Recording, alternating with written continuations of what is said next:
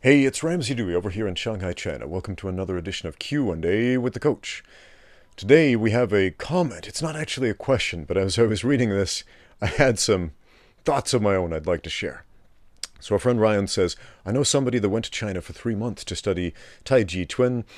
He used to and probably still does bow down before an altar every morning to perform some kind of ritual, which, by the way, has nothing to do with Tai Chi. He seems to believe he's some kind of Jedi. He used to act like I was retarded when I explained Gracie Jiu-Jitsu and 10th Planet Jiu-Jitsu to him. I was watching some K1 kickboxing one time, and he remarked, "You've got to catch those kicks." To which I replied, "These are pretty much the most elite strikers on earth. You would see them catching kicks if that's what really worked." Okay.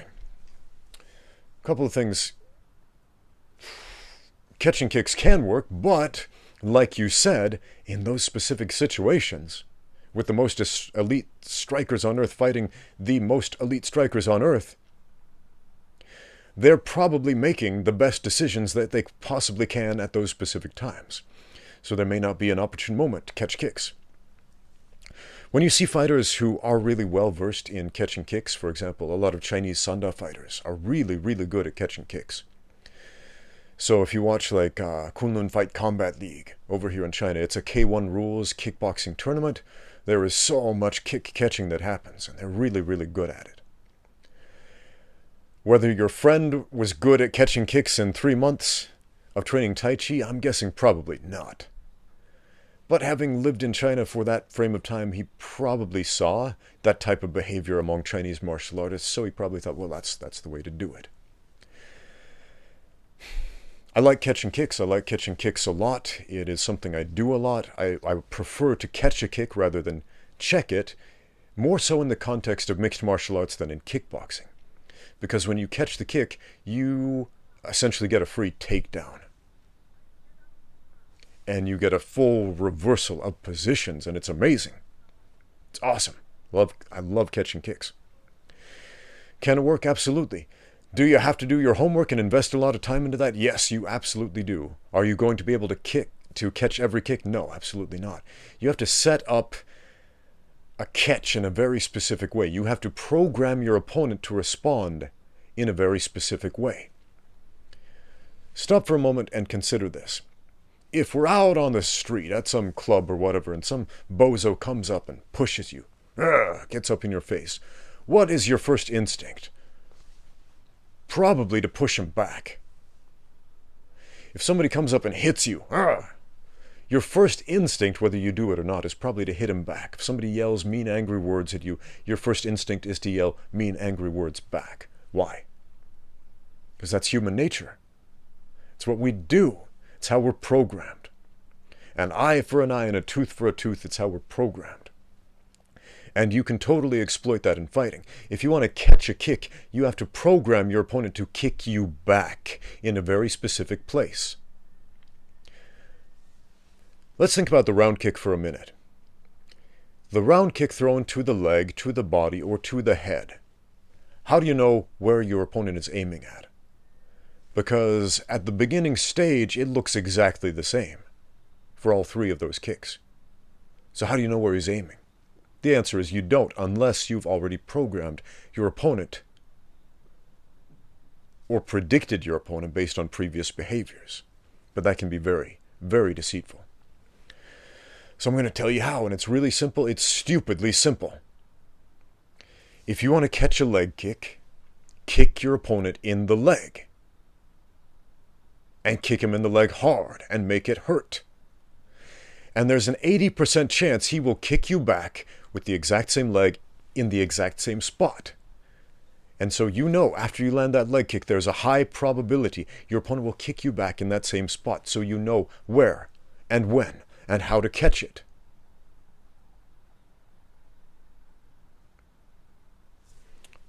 That's about it. Same thing for a body kick. You want to catch a body kick Sanda style? Kick him in the body. Make it hurt. And there's a high probability that immediately he will kick you right back in the body. Same thing for the head, or a front kick, or a straight right hand to the face, or whatever it is, whatever move you want to predict and respond to in a very specific way to your advantage. There you go.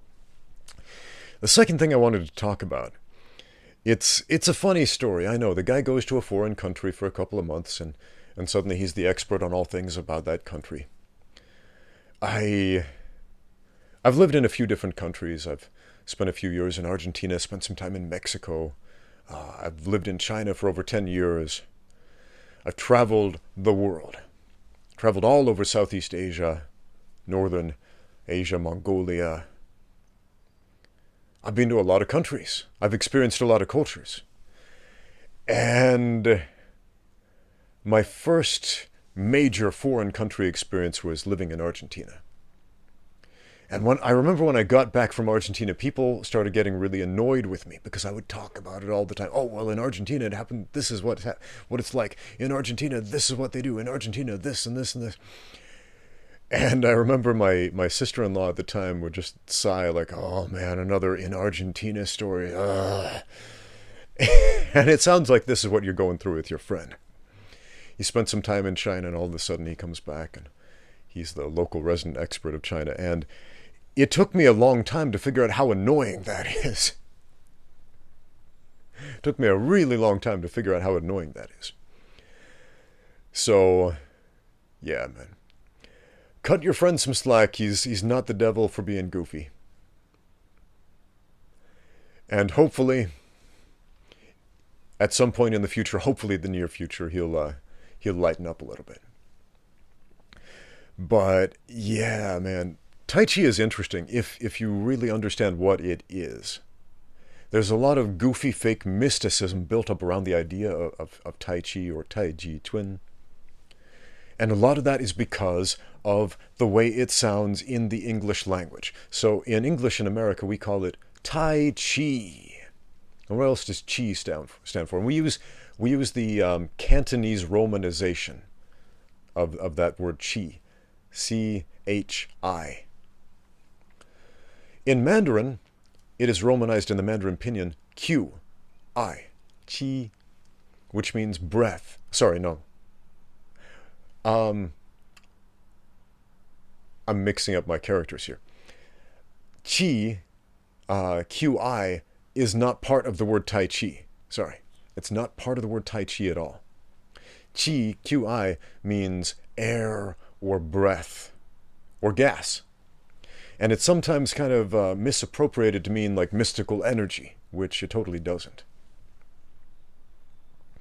But there's this idea in Chinese martial arts that if you understand your breath and you connect your breath to your movement, then you can be a better fighter. You will have more control over your body, more control over the way you expend energy, more control over your power. And that's absolutely a true principle. Watch any high-level fighter. What do they do when they punch? They exhale. They're breathing. They're controlling their exhalation. They're controlling their qi, if you will. Now, Tai Chi Chuan, notice I said that in Mandarin. Ji, not chi. Ji with a J. That's a different character. It's a different word. It's a different pronunciation. It has nothing to do with chi, nothing to do with breath or air or mystical energy whatsoever.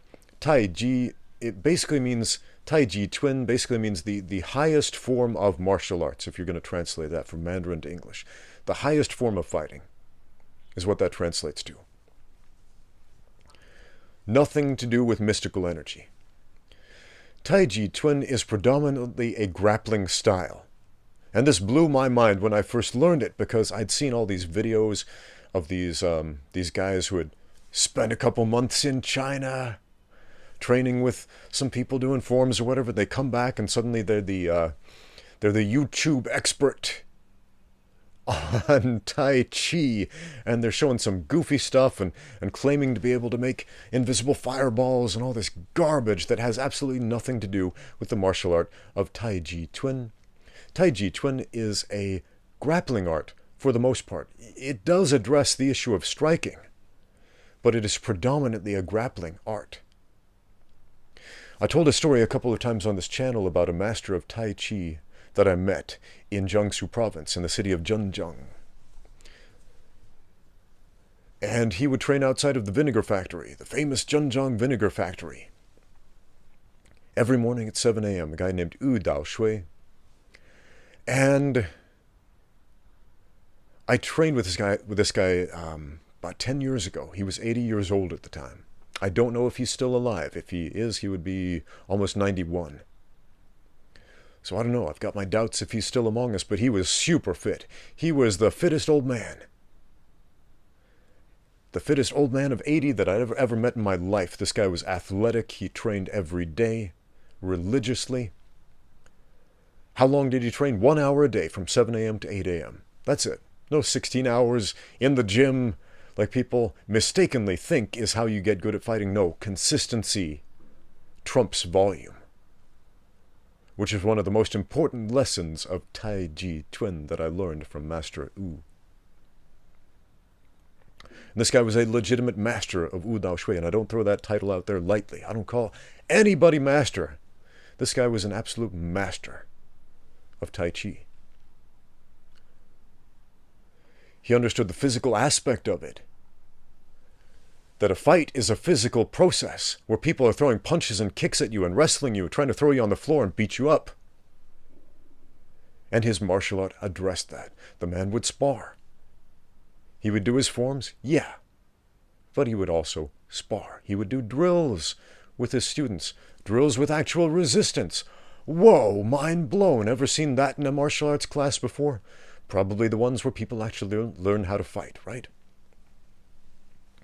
And I told this story about how this man kind of whooped me a little bit. Went out there and I was expecting to fight a feeble old man. I should have known right away by looking at him. He was not a feeble old man. He was old. And he was significantly smaller than me. But this man understood grappling, understood body mechanics, and he was physically fit. And he tossed me on the floor, and he armbarred me, and he shoulder locked me, and he did all these other cool moves, and taught me some really, really interesting things about grappling that I didn't previously know, which I still use to this day, and I teach my students to this day. I made a video called, Does Tai Chi Work in a Fight? And it gets a bunch of views, and a lot of people comment on it. And so much of Tai Chi Chuan is exactly the same as wrestling. It's very much an old Chinese wrestling style that nobody remembers is about grappling. It would be as if, imagine a future, like say 800 years in the future, nobody remembers wrestling. Imagine that for a minute.